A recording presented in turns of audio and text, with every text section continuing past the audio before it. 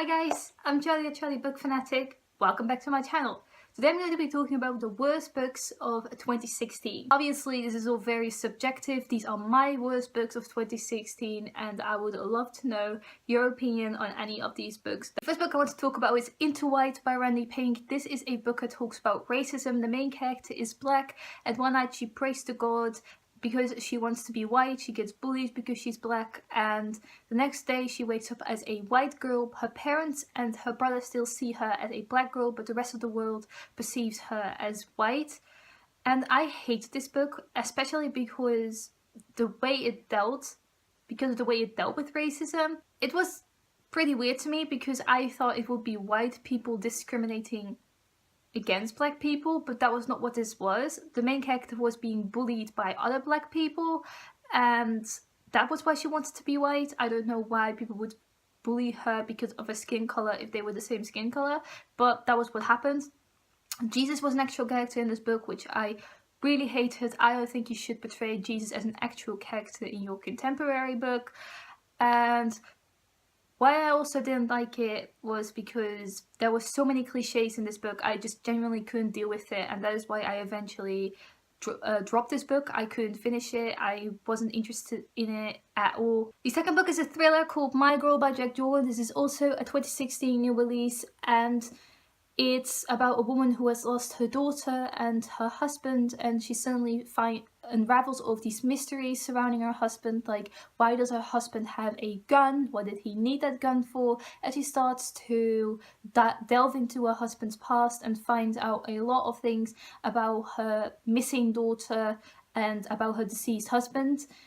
And I thought this book was absolutely terrible. I rated it 1 star. I did finish it, but I thought it was the most terrible book I maybe have ever read. The plot didn't make any kind of sense to me. The main character was really unlikable, and the main character doesn't have to be likable to me for me to like the book, but she was just lashing out at everyone. She had an alcohol problem. She was being mean to her mother-in-law, who only tried to help her. I was shocked, believe me, I was shocked by how this book unraveled, but it was also kind of sickening and quite badly written. The third book is a really controversial book because I haven't heard any bad reviews about it, and there's a monster called by Patrick Ness. I really like The Rest of Us Just Live Here by Patrick Ness, and also quite like The Knife of Never Letting Go. Was neutral on that one, but I actually like The Ask and the Answer, which is the second book in the Chaos Walking trilogy. And so I decided to read this middle grade book by Patrick Ness, and it's about a boy who discovers his mother is suffering from cancer, and he sees this monster at night when he's lying in bed at exactly the same time every night. And this monster tells him 3 stories, and the 4th story Todd, the main character, has to tell to the monster. And I genuinely thought there was going to be a big revelation in this book, but there wasn't a big revelation. It was apparent from the beginning what the 4th story was supposed to be, and I didn't get why the monster told these 3 stories. I thought they were quite inappropriate to tell a little boy from, I think he was 12 years old. I think I didn't get the stories. I didn't get what the monster was arguing about, what his arguments were for these stories he was telling. I didn't get the monster at all. I don't get what the monster was a metaphor for exactly. I didn't get this book. I also read an edition without the illustrations, so that didn't add anything for me either, because I've heard a lot of people love the illustrations in this book, but I didn't have that. I only have this raw story.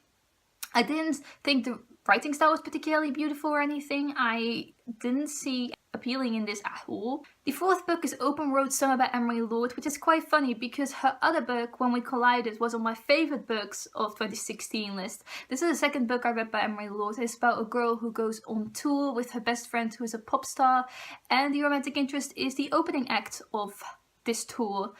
And I didn't like the main character, and that is why I rated it so low. Like, this was a really cliche contemporary story. I'm not really for the whole on tour story. It doesn't really appeal to me. And the main character was slut-shaming every girl the love interest talked to, and I despise that. I despise slut-shaming in general, but really being jealous of every single girl the love interest talks to, or every single girl she even encountered, except for her best friend, but she was also fighting a lot with her best friend. Like, she just wasn't a likable character. And like a romance contemporary story, I think that is quite vital to the story. So that is why I really didn't like this one. Then The Blue Story by Penelope Fitzgerald. This is a historical fiction story. I had never read anything else by Penelope Fitzgerald. I thought the cover was really pretty. I didn't really know what the story was going to be about. Well, I thought it was going to be somewhat like Lolita. I haven't read Lolita, but I thought it was somewhat like the popular book Lolita by Vladimir Nabokov. The premise was sort of the same. Like, it's about a guy who falls in love with a 12-year-old girl. He's an adult man, and also his brother falls in love, who's also an adult man, falls in love with the same girl. And the writing style was so boring. Like, I could barely get through this 300-page book because the writing style was so boring to me. The author got a lot of praise for this book, but I genuinely didn't get anything from this. I didn't think it was fascinating in the slightest. I didn't like any of the characters. This story was also based on people who have really existed, but the author took some creative liberties with it. But I didn't know any of the characters in this book. I didn't know anything about them, and I didn't care for the story at all. Then Alison Oliver by Charles Bock. This is a book about Alice, who suffers from cancer, and her husband Oliver, who's trying to take care of her throughout this process.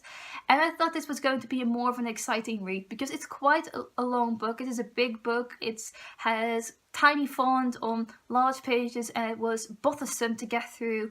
And there really wasn't anything in the story that spoke to me in any sort of way. It is all about cancer. It's all about this misery, and the female main character and the male main character are being mean to each other constantly. There's really no support to speak of in this book. I was disgusted by what the husband did to his wife, but also how the wife acted towards her husband. I thought the medical aspect of this was interesting. Like, we got to see how somebody who suffers from cancer goes through the treatment process. I don't know how that goes. I do know people who suffer from cancer or have suffered from cancer, but I don't know how the treatment process goes necessarily, because I haven't been that close to someone who suffers from cancer personally. So I thought that was interesting, but that was really all that was going on for it. I didn't think this book was otherwise interesting. Then a book I read for the first time this year, and I've read a lot of retellings of since then, and that is Peter Pan by J.M. Barrie. This is possibly one of my favourite covers on a book ever. Like, it's amazingly pretty, and that is why I really wanted this edition.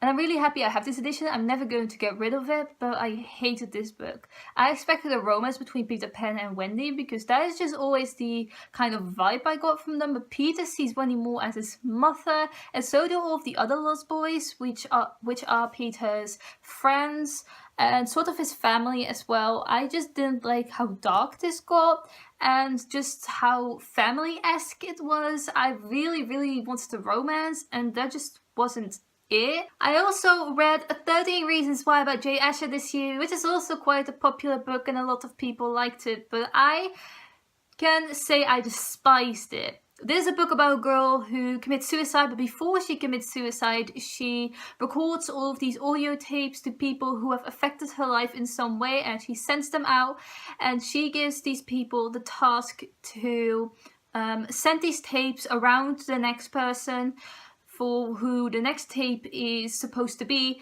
And if they don't do that, then another person who knows of all of this is going to get their biggest secret out. They have to release the audio tapes to everyone in their school. So they have to do this. And she says some terrible things to some of these people. And some of them made her life miserable, and others just made her life better. But the main character, Clay, who this book was basically surrounding, he was discovering the mystery of Hannah, who committed suicide, and listening to all of the audio tapes and what she had to say to all of these people. But Clay barely knew Hannah. They worked together, they went to the same school, and Clay expected that Hannah would talk to him about her problems, but she didn't know him. So they weren't close or anything, so I don't get why Clay was mad at Hannah for not trusting him and for not confiding in him, because she had no reason to. He was never there for her when she needed him. But I also felt that this was a very selfish thing for her to do. Like, why would you make audio tapes and send these out to all of these people before you commit suicide? Why would you want to give them this feeling of guilt? Then a fairly unknown book, Romancing the Dark in the City of Light by Jacobus. This story takes place in Paris and it follows a girl who falls in love with two guys. One of them is a guy who has a handicap, he limps a bit. And the other guy is kind of a dark guy. He disappears sometimes and he appears out of nowhere. And this girl, the main character, kind of strays from her path. She starts drinking alcohol excessively and she doesn't know who to choose and doesn't know how to get out of it because her father was an alcoholic and she thinks she is destined to become an alcoholic herself, and she's just struggling with all of these things. Well, her mother is barely ever at home. And I thought this book was really bad. Like, it was really bad. Like, the story, the premise and all was interesting, but I didn't get where this whole story was going. And especially the ending of this book didn't make any kind of sense to me when the two guys came together with the girl. And just the whole drama of the girl thinking she was supposed to become an alcoholic and struggling with alcohol. And then she promised someone she promised one of the guys she wouldn't drink anymore, and then she still drank and drank and drank. And I guess that is realistic, but I really hated her for it. And the last book on this list is Stars Melt to Milk by Brittany Touris. I did a whole spoiler-free review on this book, so I will link it down below. And this is probably my first 1-star book I read this year, and it was so bad. I had so many problems with it, and I can't really go in depth in this video because it would be so long.